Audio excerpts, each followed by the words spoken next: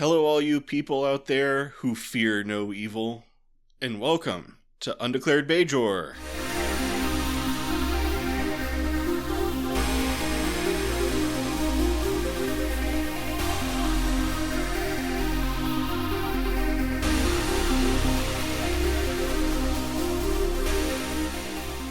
I thought you were just going to go for hello, all you people out there. I was like, oh, well, that's a way to go.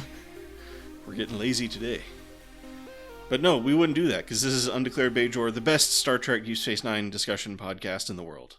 Yep. My name is Fletcher, about to say hello is Data. Yo!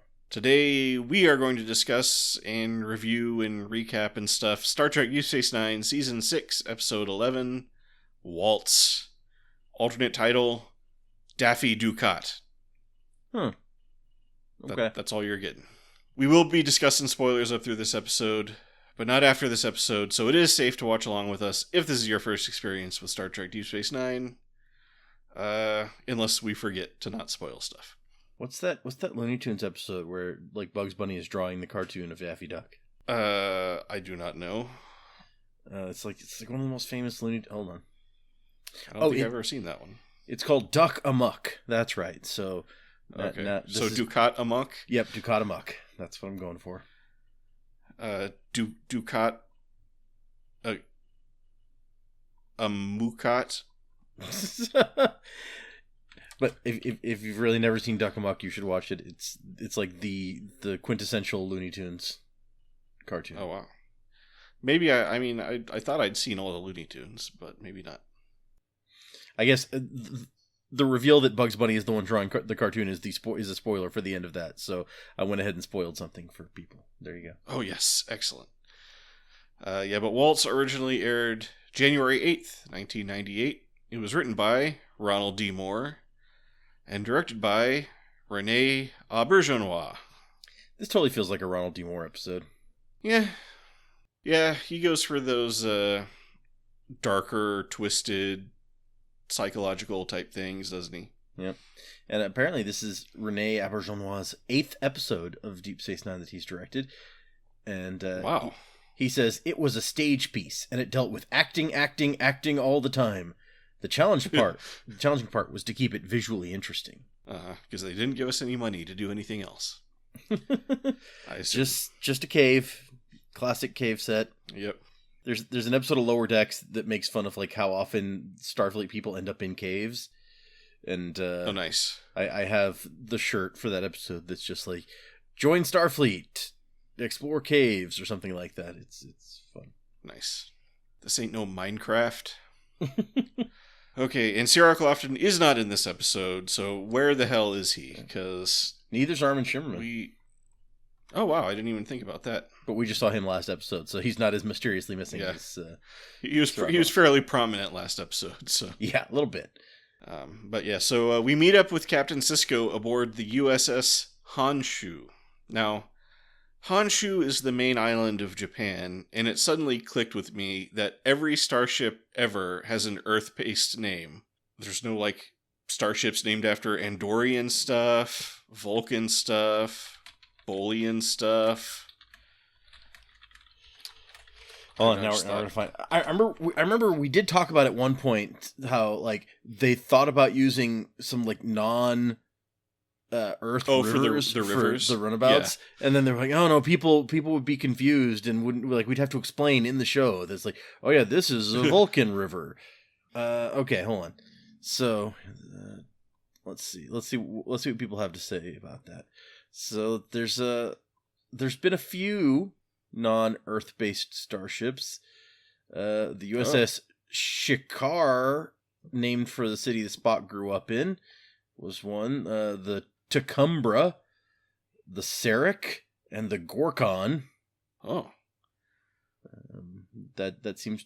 Oh, yeah, this other person has a list of several. So, Antede. Oh, okay. USS C-29 Green. What? Hold on.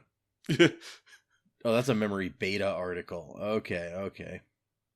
So this second set may be from Memory Beta. Oh no, some of these are from Memory Alpha. Shalash, a figure from Tellarite culture, and the ship shows up in Picard. And that's a Starfleet ship? Yeah, the USS Shalash. And there's Okay. There's several. The USS Soval, the Kumari. Oh, that's an Andorian ship from before they joined the Federation. Well, apparently I stand corrected. But yes, I think it was rare until I think more recently somebody probably realized that same thing and was like, wait a second, maybe in like Picard or like Discovery or even Enterprise, we should name some, different things. Okay, so I withdraw that nitpick for now. Oh, apparently the one that's named after Spock's hometown is from DS9, so. Oh, okay. Did we see it already, or is it in the future? Yeah, I'm looking it up. Hold on. It is from a season 6 episode, but later in season 6. Okay, so we'll keep an eye out for that. Yeah. Maybe they realized that right about the time they were naming the USS Honshu.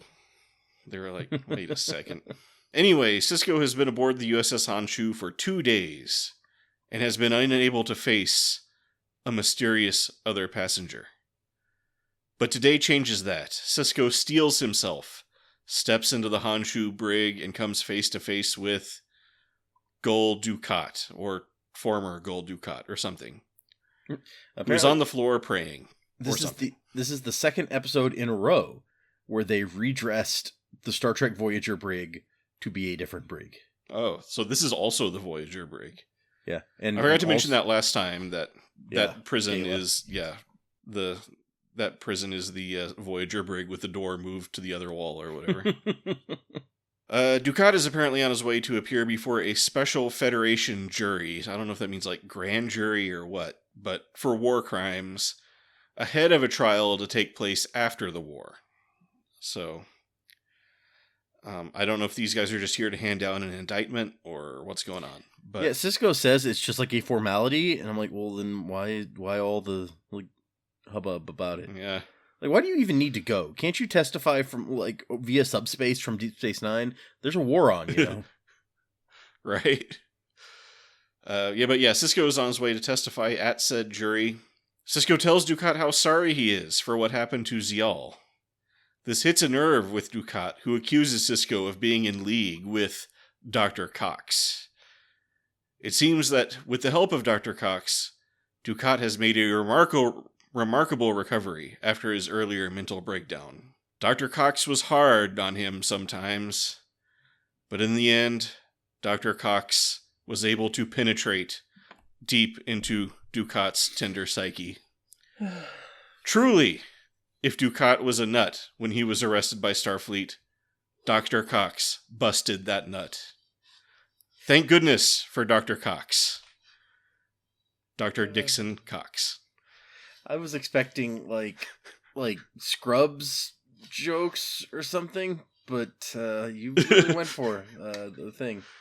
Oh, I totally forgot about Dr. Cox from Scrubs. Honestly, the person I kept thinking of was, you remember the movie Burn After Reading? Yes. John Malkovich's character, Osborne Cox. And Brad Pitt's always like going like, Osborne Cox. And he never knows what to say, so he just keeps going like, Osborne Cox. And John Malkovich keeps being like, yes, I'm Osborne Cox. What do you want? It's funnier in the movie. Osborne Cox? Yes. Hello, it's Osborne Cox. Who the fuck are you? Well, everything's funnier when John Malkovich does it, I guess. Yeah, and when the Coen brothers are writing it. I mean, Burn After Reading on the whole, not their best effort. True. But I mean, even a not very good Coen is still an okay movie, so. Yeah. So Dukat thanks Sisko for him and Kira taking care of Zial while Dukat was out betraying his planet to the Dominion. Sisko says she was a wonderful woman and it was a gift to know her even for such a short time. Dukat says a short time is all she ever had, which sounds kind of touching at first until you think about it for more than a second. Also, did Sisko and her ever interact at all that we saw? I don't even know. I don't remember them doing so, but it's possible. Yeah. I'm sure, we just didn't see it, but I'm sure they were best he had her buddies. over for dinner and stuff. Yeah. He does like making dinner for people, so. Yeah. Cisco asks if he can get Ducat anything, and Ducat asks for a bottle of Kanar and an Orion slave girl. Cisco starts to head out of the brig to fulfill the request, but then the whole room starts shaking, and we hear the unmistakable sounds of Star Trek battle. Ducat might not get that Kanar and slave girl after all.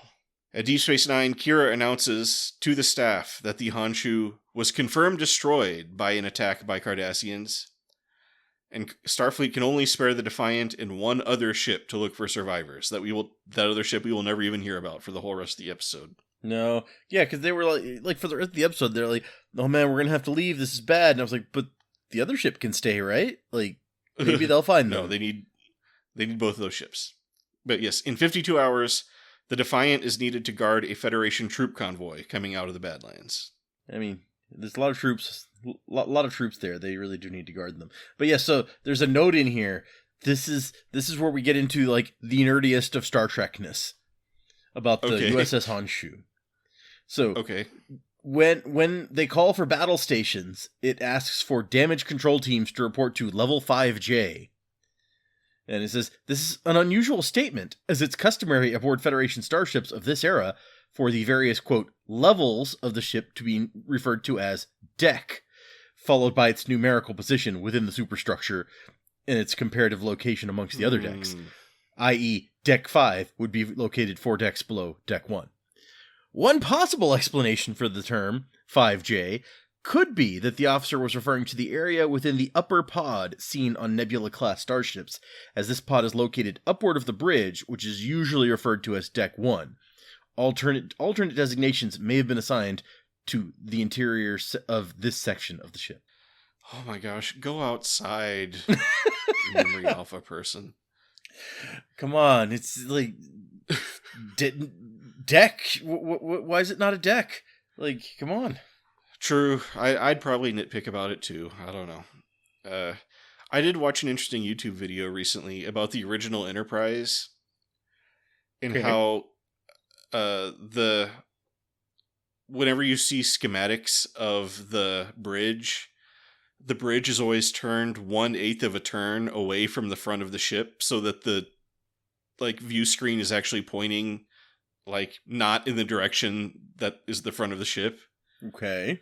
And this is because when the exterior of the ship shows the turbo lift going down the back of where the bridge is, but the interior of the ship shows the turbo lift in a corner on one of the 8 walls. Oh. And so people who have made Star Trek models been like, well, the whole bridge just must be facing 1/8 of a turn this way for that to fit. The only explanation, yep. Right. Although, as it's explained in the video, the real reason for that was because the turbo lift is a visually interesting area, it makes more sense for the camera angles to put it right there so it can be in the same shot as the captain's chair more easily and stuff like that. Stuff you don't really think about right, set design. So kind of interesting. Yeah. But the nerds took it and ran with it. Okay, so yeah, no Kanaran slave girl. Oh yeah. In 52 hours, the Defiant needs to guard a Federation troop convoy coming out of the Badlands.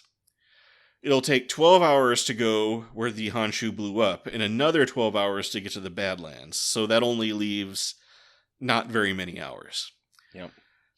I guess the Honshu wasn't coming straight from Deep Space Nine if Captain Sisko had been on it for 2 whole days. But yeah, I mean, maybe the Honshu just wasn't going that fast, Yeah, we're just gonna take our time. I don't know. Yeah, I mean, they're gonna obey the warp speed limit for the first time ever in Star Trek. And no, they can't just have the convoy hang out in the Badlands for a few extra days. Ronald D. Moore thought of that. He didn't think of any kind of explanation why they couldn't do that, but he wants you to know that he thought of it.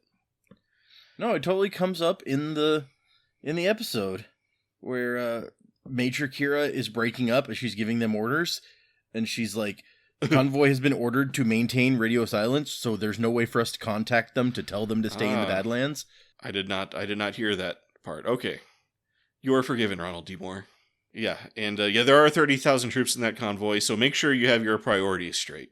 I mean, obviously they're not that important because we're only sending one ship to take care of those 30,000 guys, but still. Right. Well, it's the Defiant. So with that ticking clock established, the Defiant heads out on their rescue mission. You know what they probably could have done is sent some runabouts also, just to widen the area you're able to search. And the runabouts could have stayed. No. We can't do that because... Okay. I think this entire ticking clock element is totally pointless and unnecessary anyway, but... Meanwhile, Captain Sisko is awakened by a hypo spray. He looks around and sees that he's alone in the cave set with Gul Dukat. Oh no, says Sisko. This episode doesn't have a budget, does it? Nope, says Dukat. That's why I'm just going to tell you how we got off the Honshu during that exciting battle. So he tells the tale of finding Sisko in a corridor, unconscious from a plasma conduit explosion, then getting help from a lieutenant to drag Sisko's unconscious body to a shuttle, only to have the lieutenant take a piece of shrapnel to the head, right as they were climbing in. Then Dukat flew the damaged shuttle and barely managed to land it on this deserted planet. It would have been great TV if we would have had the money to pay for it. There's no way Dukat didn't kill that guy. Oh, for sure. For sure. But the good news is we have this gizmo I found on the shuttle. I'm using it to transmit a distress signal, so it's just a matter of time before either the Federation or Dominion gets here to rescue us. Sisko asks Dukat why he didn't leave him behind, and Dukat says, I didn't want to. Then he goes outside to do some foraging or something, but as he makes his way through the caves, he is met by Weyoun. Weyoun wants to know what Dukat plans to do with Sisko. It is pretty immediately clear that this is a hallucination of Weyoun, but we're glad to see him anyway. I mean, yeah. As a hallucination, he gets to have even more fun. Oh, yeah. Weyoun taunts Dukat for his pitiful display of weakness at the psychiatric hospital, curled up in a ball every night, crying himself to sleep. But he shouldn't be embarrassed. That's just what happens after an intense session with Dr. Cox. Oh, no. I should have seen it coming. Weyoun's taunting drives Dukat mad with rage, and he pulls out a phaser and shoots nothing. And so I'm starting to think Dukat might not be 100% okay. Yeah. Yeah, it's a thing. So, it's interesting that these bits with like Weyoun and we'll see later Damar and Kira, they're pretty fun little bits in this episode. But originally, the plan was that this episode would be structured a lot like the third season episode, Distant Voices, with the regular cast appearing as different aspects of Dukat's personality. I guess they were like, it works so well in Distant Voices, we should do this again. So, were they going to have like a lightning hands guy get Dukat? It says, Ronald D. Moore says, Waltz began life as a story we called Dukat's Head around the office. The notion was for Sisko to go visit Dukat in the mental hospital, and while Sisko was trying to engage the catatonic Cardassian in conversation, we would push in on Dukat's face and then go inside his head and show us the fantasy life he was living. The story would have gone into the past, dealt with his Bajoran mistress, his rise to power, his treatment of the Bajorans, and even the fantasy life he was trying to construct for himself on Terok Nor, with Kira as his wife, and himself as the beloved leader of Cardassia and Bajor. Oh, wow. So, that would have been a very different... I don't know why Sisko would be going to the mental hospital to try to talk to Dukat. It's like, hey, old buddy, hey, let's have a conversation. I don't know, that sounds pretty interesting, though. But apparently they didn't go that way, because he says, we struggled with the storyline for quite a while, but never found a way to make it compelling. Eventually, we noticed that the scenes we liked best were the ones in the hospital room between Sisko and Dukat, and we decided to toss out everything but that. However, some of the character dynamics we'd envisioned for the fantasy sequences eventually were realized in the phantom images of Weyoun, Damar, and Kira as they appear in Dukat's hallucinations. Ah, okay. So they try to bring a little bit of that back in. Sure. Interesting. So Sisko wakes up again and finds Dukat hunched over a little pot, making a soup with some twigs. Sisko immediately starts criticizing... I just assumed that these must not have been native plants that he found. This must have been like out of some kit on the shuttlecraft, because as you were about to point out, Sisko is just like, no, less of that. And it's like, you don't know what that is, or honestly, how much of that he's already put in. So, like, but then I was like, okay, maybe it's like a standard thing. Like, those are the basil leaves that always come in the emergency kit, and Sisko is like, okay, I know how much of that to use. Maybe. But yeah, Dukat is like, dude, I know how to make twig soup. Let me handle this. Or whatever this is. I read the instructions on the Starfleet ramen packet or whatever. Dukat says Sisko had some pretty bad nausea in the middle of the night, and there was a lot of throw up. But don't worry, I've cleaned up worse messes than this. Once I had to clean up a compartment where 3 guys had gone through an explosive decompression. So that's pretty bad. I mean, either he did the best job ever cleaning up that vomit, or that never existed either. And I'm just like, what a weird lie to tell, but I don't know.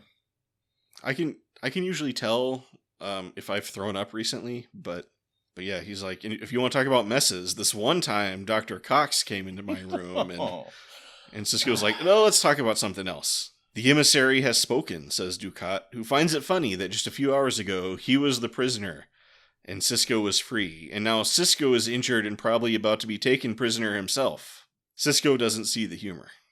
So how the tables have turned or whatever. Yep, how the turns have tabled. But Dukat stops suddenly, as though he hears something. But he says, it's probably nothing. Then Batman swoops down from a gargoyle and ties up Dukat. Classic. No, wait. Dukat serves Sisko the twig soup or whatever that is, and Sisko immediately says needs more salt. So there's no pleasing this guy.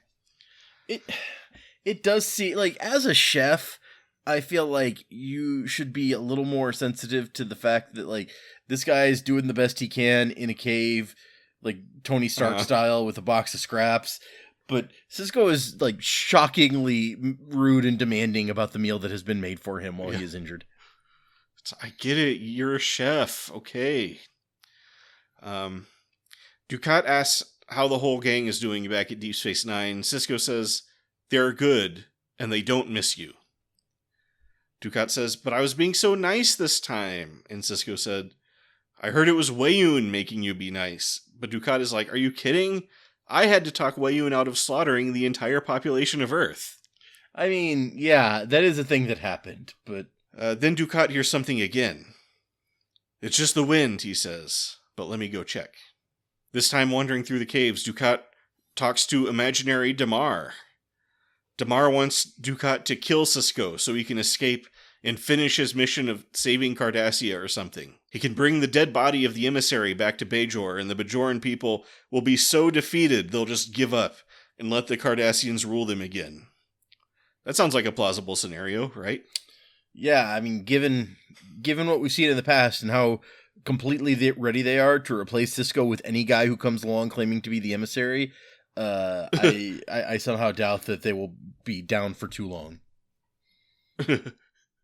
I just want to know what Dukat is imagining here. Like, he gets off his spaceship carrying Sisko's dead body, and all the Bajoran people just kneel down before him. Maybe they're like, oh, you have killed the emissary, so you have absorbed his emissary powers and become the new emissary. Maybe. All hail Dukat. Keep what you kill. If he ate his heart, anyway. Meanwhile, Sisko gets up to get some water and accidentally bumps into the distress beacon. The one with a screen that says System Online. But a panel falls off, revealing a second screen that says System Offline. Sisko is shocked. Who designed this fucking thing, he wonders.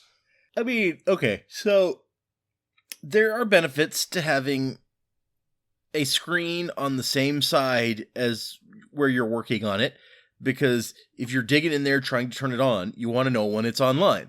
You don't want to have to, like, stop work and go around to the other side and look at the screen and see if it's online.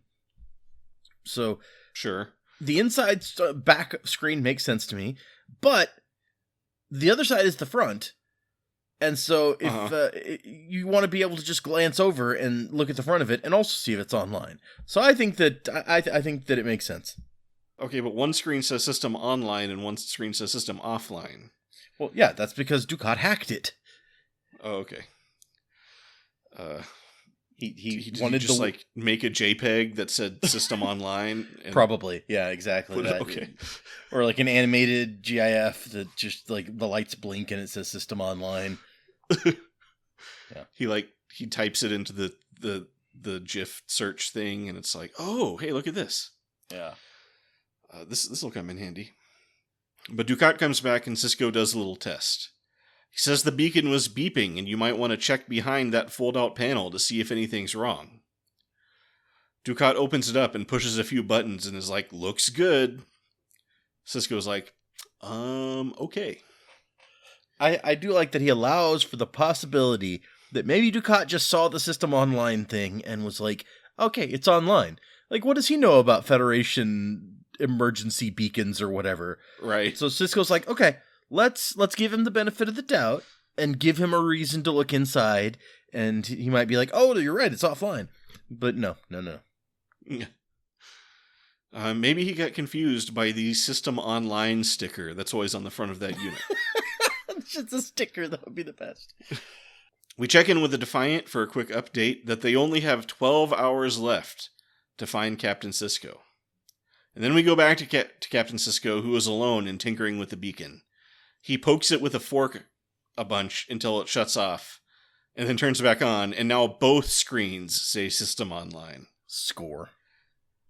Then we cut back to the Defiant, where Chief O'Brien announces he's picking up a distress signal. But don't even try, Deep Space Nine. I've seen Silence of the Lambs like 1,000 times. They're trying to get you. Yep. I'm not even a little bit fooled. Dukat brings Sisko some cushions from a deck chair or something and points out how crazy it is that the most revered and most hated men on Bajor are hanging out together, like the best friends they are. Sisko says nothing, and Dukat is like, oh, right, you don't think we're friends. Well, what do you think of me? And then the imaginary Kira shows up to start hating on Dukat for all his evil deeds. Like, super cheerfully, too. She's, like, so upbeat about how much she hates Dukat. Dukat starts coming off his hinges and talking about how he's being judged unfairly by people who don't know what he really went through. And Sisko's like, yeah, sure, why not?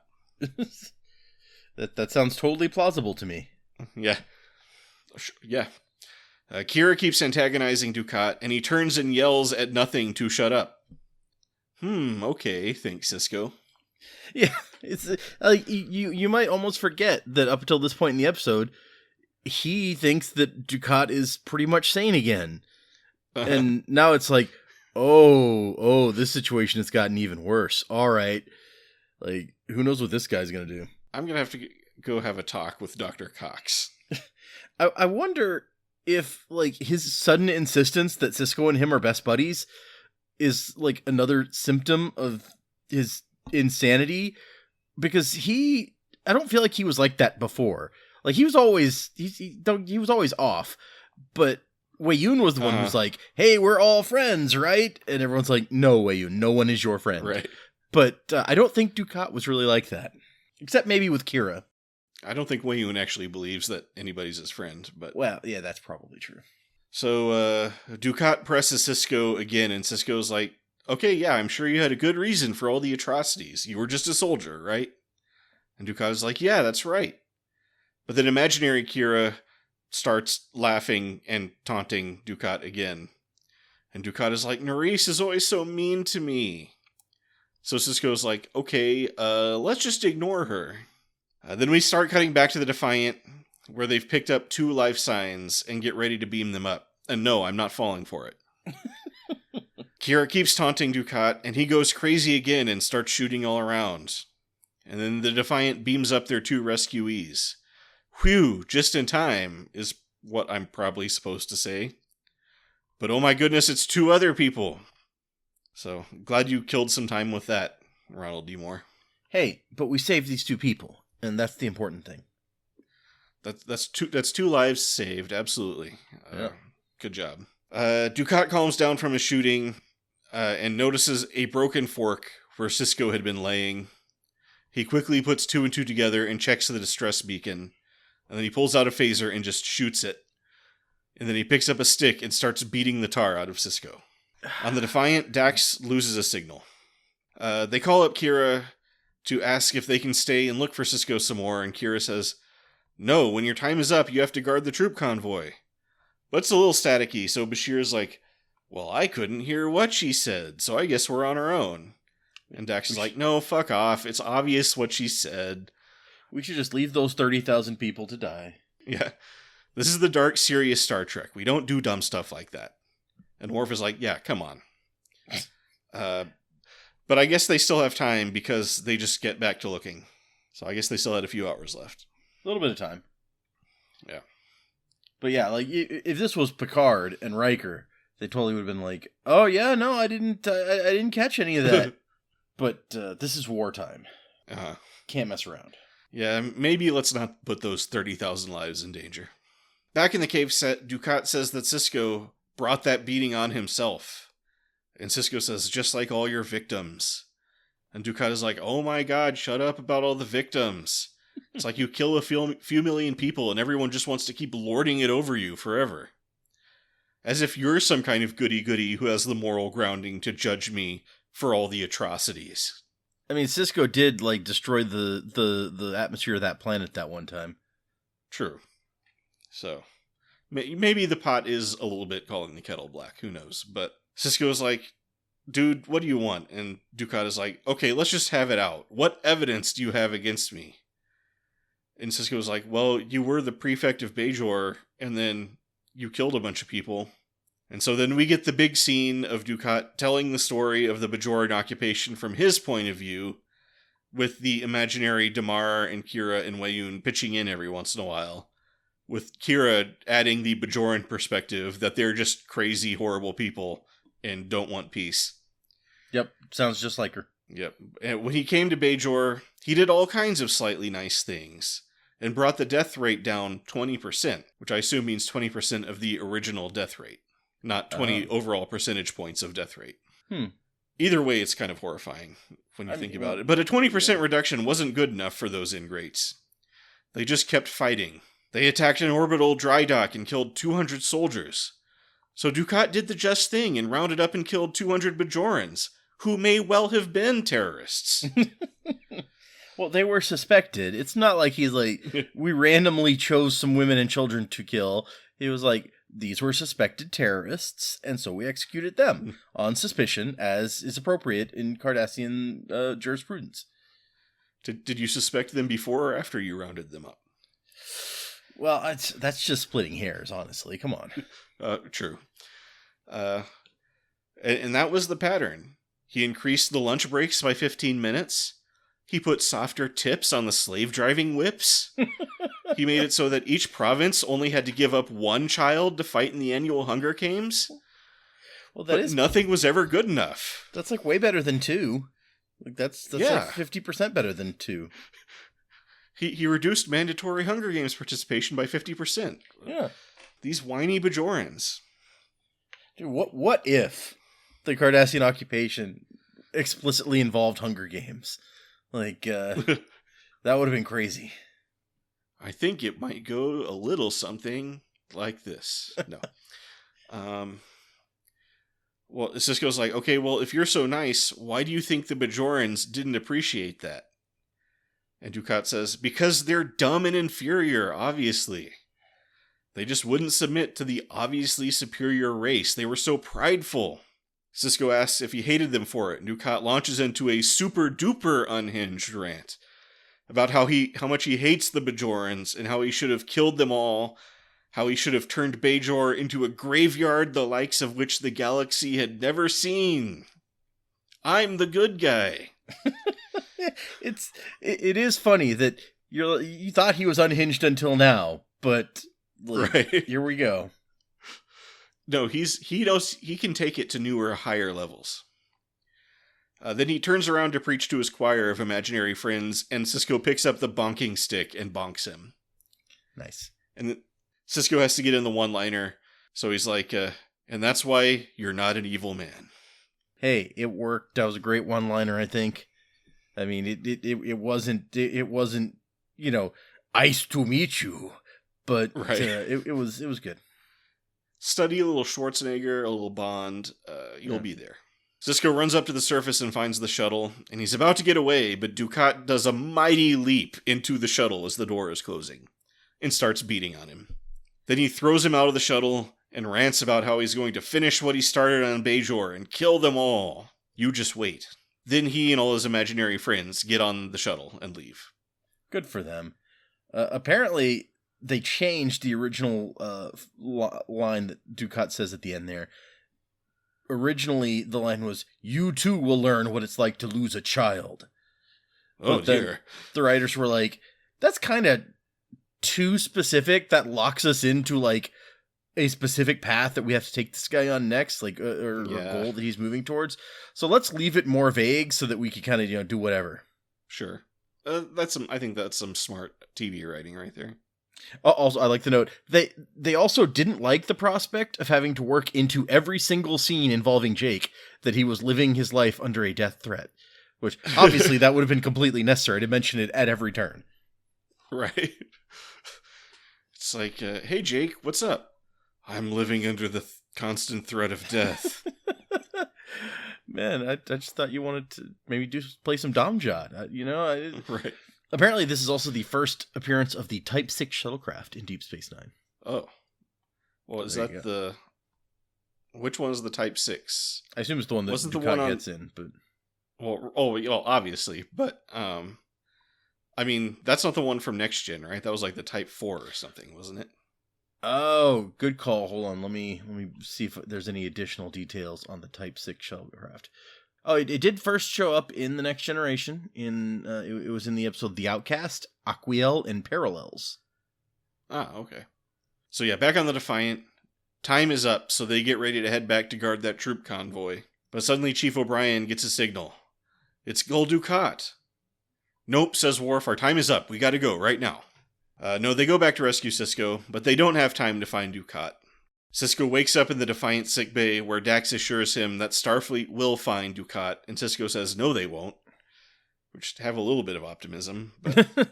Well, it's like Michael Eddington. Sisko needs to find this guy himself. Yeah. Then he lays out the moral of today's episode, which is that there are plenty of shades of gray in this world, but some people are just evil. And I will fear no evil. The end. Really, I think the moral of the story is that Starfleet shuttlecraft need LoJack. That too. So there's a bunch of notes about the theme of the episode. So Ronald D. Moore says the intention was to dig down and reveal something in Dukat, both to the audience and to the character himself. He really did hate the Bajorans, and he really does wish he'd killed them all. That's the dirty little secret he's tried not to confront head on all these years. And now finally, he's said it out loud and accepted it about himself.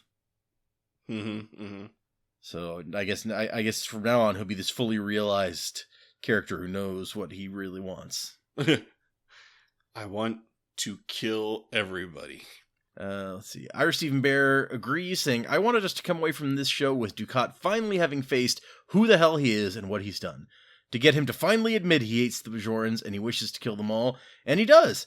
Evil may be an unclear concept in this day and age, but Dukat certainly has done evil things. And since he refuses to admit them, we then have to simplify things, deconstruct things, until we get to the most simplistic level, which is, he does evil things, therefore he is evil. Okay. I mean, yeah, it's... if that's what you want, guy. Interesting way of putting it, but... Yeah, I mean, he's like, we gotta break it down to evil is as evil does. But my favorite note is this one, where by the time this episode aired, the character of Gul Dukat had become exceptionally popular among fans of the show. Far more popular than any of the writers had ever intended. This was primarily attributed to Mark Alamo's superbly charismatic performance as Dukat. Alamo's portrayal had presented the audience with a character possessed of very real pathos and sense of humor, a character with many different aspects composing his psychological makeup. The writers, however, were not entirely happy with how popular Dukat had become. He was supposed to be the villain of the show, and while they were proud to have created such a multi-dimensional villain, they were shocked when they saw fans online actually defending Ducat's behavior during the occupation. So, there I guess was a crew, like, Ducat did nothing wrong crew out there. Right.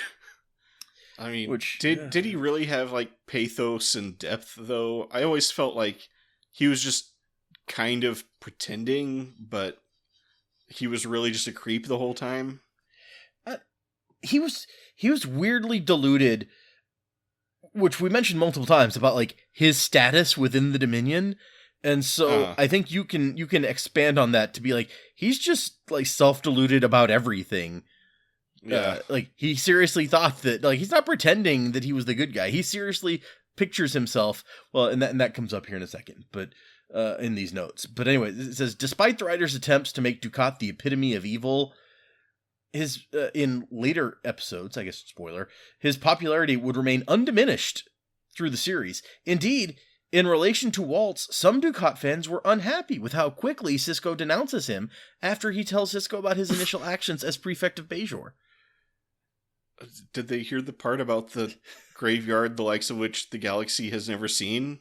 Well, before he gets to that point, he's like, look, I did all these nice things when I started out, and Sisko's like, whatever. So I guess these fans are like, hey, cut him some slack, he was trying.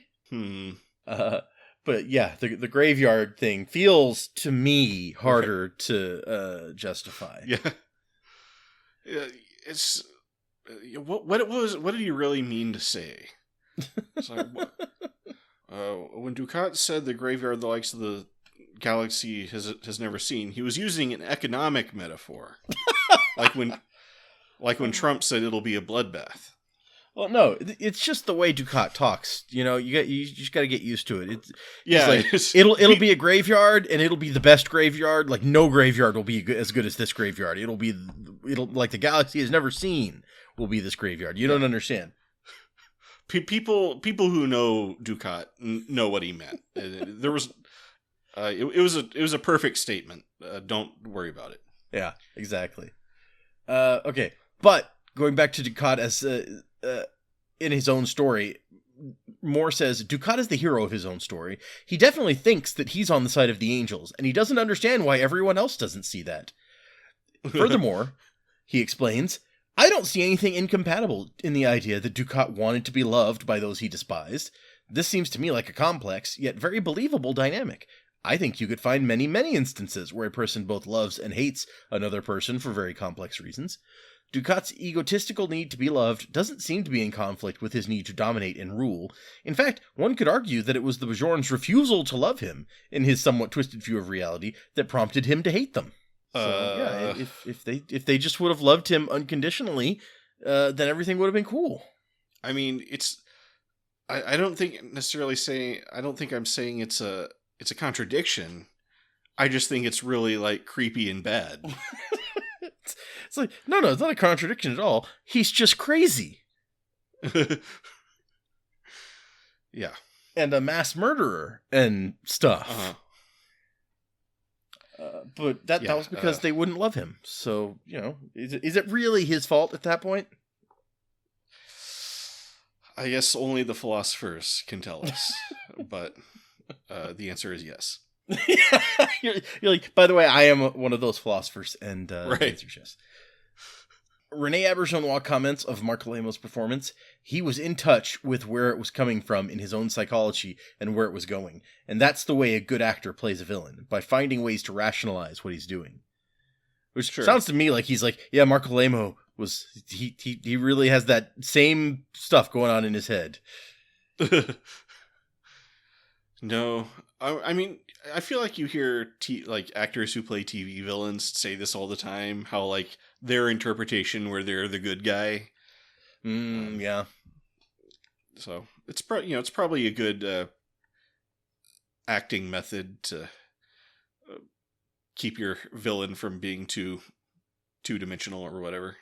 Yeah, that's a fair point. You need to believe it. It's important. Right. Yeah, whatever it is you're doing. Right. Let's see. Also, Rene Auberjonois comments, right now I am most proud of Waltz. If you talk to me after each episode I direct, I'll probably say to you that episode is my favorite, the best I've done, the most well-directed, but just the experience of working with Avery and Mark on Waltz was wonderful. It was a challenge to do what was basically a two-character show. On the one hand, it was simple, because I didn't have a lot of special effects, and we didn't have 100 extras, but it was a challenge, too, of another kind, to make these two people talking exciting television. Which, to be fair, I think he managed it. Sure. Like, I was interested in what's going on. Although this is not like it's the first time that an episode of Deep Space Nine has been two people talking in a cave. So... Right. They're used to doing that by now, so... Yeah, you got Heart of Stone, you got... well, really, I mean, that one episode with Sisko and Eddington was the two of them talking the whole time, and there was a cave for some of it, but yeah, it's a thing that they like to do now and then. And the final note in here is from Mark Alemo, who says, "That is a really terrific piece. Stories like that are usually reserved for the regulars, and I was flattered that they wrote it for me. They gave me a lot of responsibility, so I was glad to see that everything actually worked when it was all put together. They allowed me to take a lot of chances with a character like Dukat. I get to express so many different aspects of myself in him that I don't always get a chance to in real life. I'm very grateful that they trust me enough to write an episode like that for me. It means they like and respect my work, and that makes a huge difference." Which, that's nice. It also says that he gets to express things about himself he doesn't usually, so he's like, I get to put out my desire for galactic conquest, which I don't get a lot of chances in everyday life to use that, so... I really get to let that loose for... a few scenes. It felt really good. We just got to see Mark Alemo in another sci-fi role the other day. When we went to watch The Last Starfighter on the big screen. He was there for a whole 5 seconds. Yeah, that was fun. Yeah, man, watching those 80s movies made me realize just how 80s the 80s were. Like. I feel like they get more 80s every time I watch these movies. Yep. I'm like, what are these clothes? What are these hairdos? The cars always do it for me, where I'm just like, man, people like that. That was the car that people are like, this is a cool car. Like, this is the way to design cars.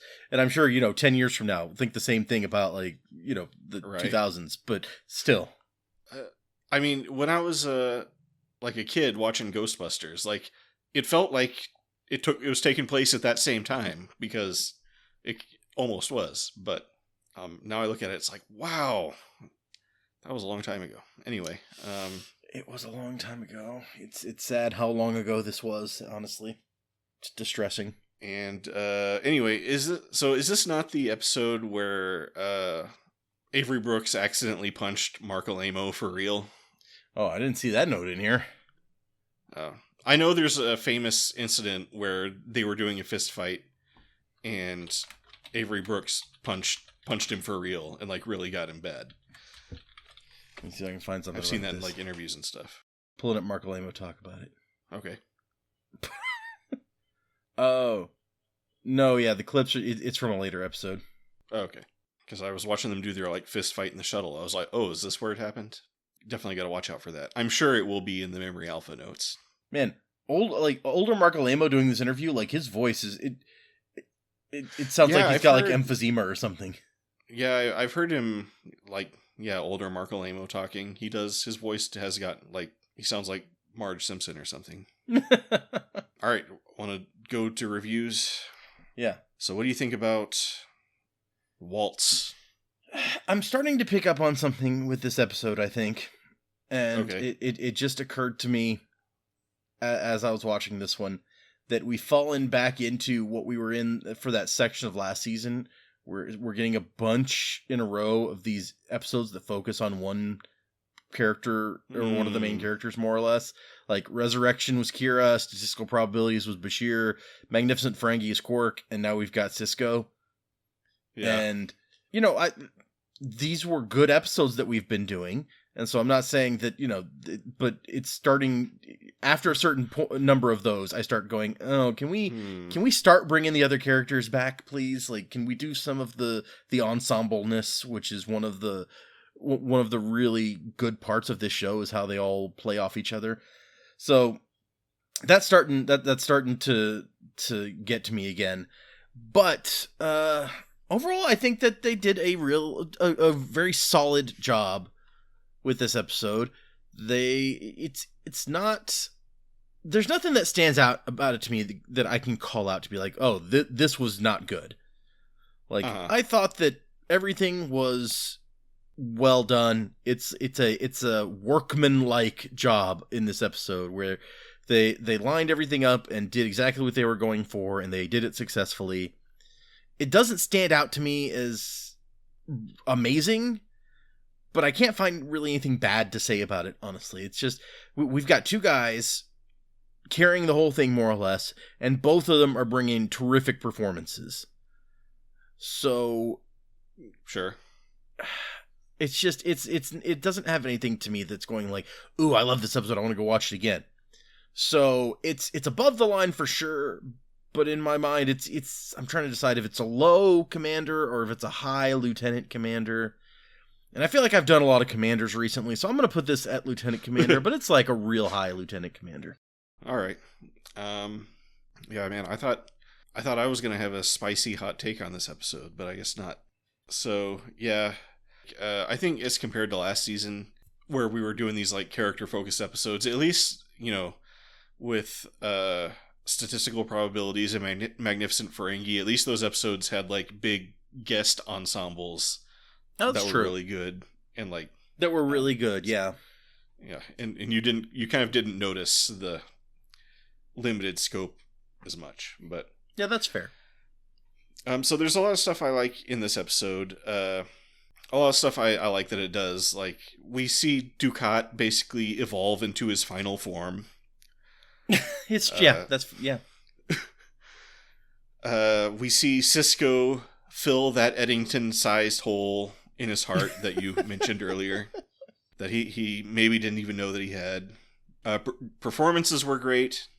I got the impression they were trying to be a little bit more ambitious with this episode, because I got the feeling they were trying to do duet, but they were trying to do kind of like a dark flip side to duet, where it was like, we're analyzing this evil guy, but instead of like peeling back these layers and finding this complicated, damaged person who is as much a victim of what happened as anyone else, we are just finding that this guy is totally evil. So, yeah, as you peel back more layers, there's just more evil underneath. Yeah. It's like, this is even worse than the last layer of evil. This onion is terrible. This parfait is the worst parfait. So, I felt like that's what they were kind of going for, but I felt just the, it didn't land quite as well as Duet landed. So that was kind of like the basis I was judging it on. And the whole imaginary friends thing, I felt didn't quite click. I don't know. I think that's just me. And I felt like it needed a B story or something, maybe, other than just them going and doing this search before they have to go guard this troop convoy or something. So, did it need some wacky Jake and Nog shenanigans? I mean, who knows? We'll never know now. So, yep. I mean, overall, it's good. Like you said, there's a lot of really good stuff in it. But I don't think I can quite give it anything more than a lieutenant commander. Even though I feel like there may be some people who really love this episode, but I would wager that it probably has a high IMDb rating. And yeah, probably. I think this is one of those episodes where if it had been in season 1 or 2, that it would feel a lot more impressive in that context than it does here. Because we've upped the quality of the game at this point. Yeah, that's true. I mean, and we say that a lot, but yeah. Being in the cave set, that's always gonna annoy me a little bit, and just all this stuff was like, oh, is the beacon really working and stuff like that. I felt like they were just kind of like wasting time in those like 30 minutes before we started getting into the real like meat of what was going on. So So yeah, Lieutenant Commander episode. You may feel that we are totally wrong, and you can leave comments in the in the comment place. Tell Fletcher how wrong he is specifically. My ego is much more fragile, and I don't know that I can handle it. My Lieutenant Commander is wrong. Data's Lieutenant Commander is right. Exactly. Yeah. I mean, it's very important to specify. Yeah. So anyway, what do you think about the title? I don't get it. Right. Well, here's the note I took on the the note I took on the title. I think it's an appropriate title because I wish the episode was 3/4 the time. Ha ha ha ha. Clever. Okay. That was well done. I was waiting this whole review to drop that line. I assume that it's supposed to be some sort of, dance between Sisko and Dukat, but I don't see it. I don't feel it. I don't get it. Yeah. I don't think that it's an appropriate title. And I don't know, when I think of a waltz, it's like a grand romantic dance, right? It's like, you think of those people in 18th century Vienna with big wigs and they're in a big ballroom, and I don't know if that's quite the image they were trying to invoke with this episode. So, yeah, no. I mean, you're right that it doesn't have. I mean, I'm trying to think. If you wanted this to be a dance between the two of them, maybe there's another dance that would have been a more appropriate name. I can't think of one off the top of my head. It doesn't feel like a tango to me. That has some sexual undertones that I don't think would be appropriate in this situation. Unless you want to claim that while Sisko was knocked out, some stuff was going on that Dukat learned from Dr. Cox or whatever. But, yeah, I don't know. If you said Waltz, this is not the episode that I would immediately think of. I'm not going to stick these two together in my brain. It's not clever unless I will allow that it is so clever that I don't get it. Yeah. That's always a possibility. Yeah. But for now, if you say waltz, I'm just going to be like, what? Waltz? What is that? Why isn't the episode called "I Will Fear No Evil"? Or just Fear No Evil. That could be. Yeah, good. Oh yeah, Fear No Evil. That's a good DS9 sounding title. Yeah. He said that at the end of the episode. I was like, why isn't that the title? Or I mean, you could have done lots of things, like lots of plays on evil. There's ways that you could have taken that, and it could have been an interesting, memorable title. I don't think that we did. Yeah. Well, I almost feel bad trying to say that this feels like a lazy title, because something in my brain is just ticking there's no way that they just pulled that out of their hat and were like, yeah, sure, that's the title. There must be a reason that they thought this was an appropriate title. And once again, maybe I'm just not getting it, and it's that clever. But it just, since I'm not getting it, whatever it is, it does feel like they just pulled this name out of a hat and were like, yeah, sure, that's the name. I mean, it must have made sense to someone. If you know what the title means, put it in the comments. But, and again, maybe that's because it's kind of reminiscent of Duet, so, I was like, maybe they were doing that on purpose or something, but, again, a waltz is just such a very specific thing in my mind that... Yeah, it is a dance between two people, as opposed to... Yeah. They didn't call the episode The Electric Slide, so... that would have been interesting, actually. Anyway, but yeah, okay. Not one of their good title jobs. It's no The Magnificent Ferengi, that's for sure. Right. Any final thoughts before we wrap that up?